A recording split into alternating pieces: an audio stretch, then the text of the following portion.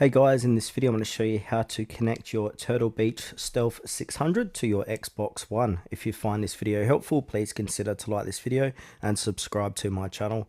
In saying that, let's just jump straight into the video. So step one is power on your Xbox. So make sure your Xbox One console is turned on by pressing the power button. Step 2 is turn on the headset. So press and hold the power button on the Stealth 600 until the LED light comes on. Step 3 is put the headset in pairing mode. So press and hold the connect pairing button on the headset until the LED starts flashing rapidly. So on most Stealth 600 models, this button is located on the left ear cup near the power button.